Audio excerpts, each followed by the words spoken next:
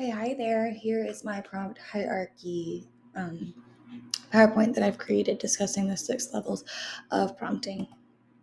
So, what is prompting? Prompts are instructions or directions that are used to help guide individuals to the correct answer. There are 6 different types of prompts that can be used.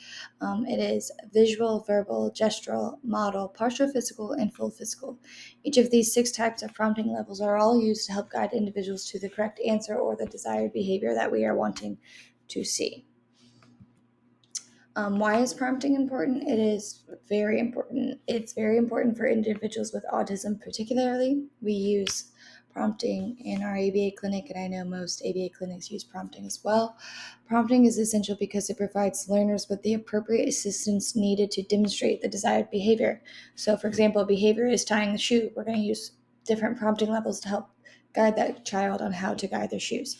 And then another way is to complete an answer correctly. So, for example, in the school setting, a teacher gestures to a multiplication chart to help remind the student of how to solve a multiplication problem. So here is the prompt hierarchy. So going down from independent, visual, verbal, gestural, model, partial to full physical is least most prompting. And then going up is most to least prompting.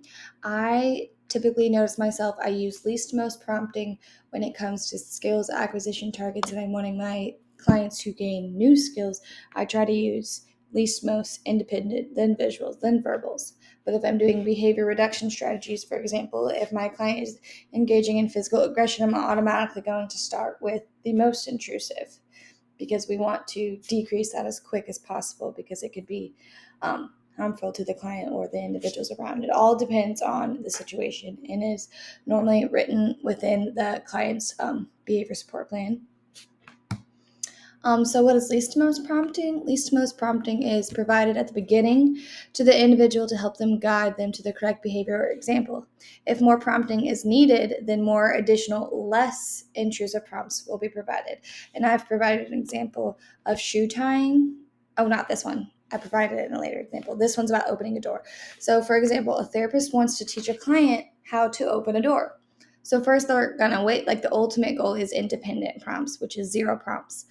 Therapist waits for the client to grab the door handle, pull it, and open the door. That's the overall goal. That's them doing independently. Then the next least prompt would be gestural. The therapist gestures to the door. No words, no verbals. Then the verbal says, "Can you please open the door?" Then it goes to modeling, which is where the therapist models exactly what they want the client to do. So she's going to model how to open the door. Then we're going to go to partial physical, and that is where the therapist will like either touch the person's elbow and then touch the door or kind of guides them, but they're not completely doing the entire step for the client. So the therapist helps guide the client's hand to the door and then gestures the client to pull the door open. And then there's full physical where the therapist does hand over hand prompting, and the therapist and client open the door together. This is the most intrusive. And another thing that I really try to train our new employees at my clinic is if the client already has the skill of opening a door and the only prompt that they need is a gesture, you're never going to start with doing a full physical prompt because that can actually set them back because then they might start to be prompt dependent on that when that's not what we want. We want them to be independent. So you're always going to try to start with the least most prompting if that is appropriate. Like I said, it's all case by case, and I usually do least to most prompting with skill acquisition, and then I do most to least with behavior reductions. But that'll all be written in their behavior plan as well. Your boss will tell you exactly what they expect of you to use for certain situations with your client, student, individual. And then there's most to least prompting. Most to least prompting is provided at the beginning to the individual to help them guide them to the correct behavior or answer. If less prompting is needed, then the therapist will begin to use less intrusive prompts. Now, I also used a door opening strategy for this one as well. So I did full physical, which is the hand over hand, they open the door.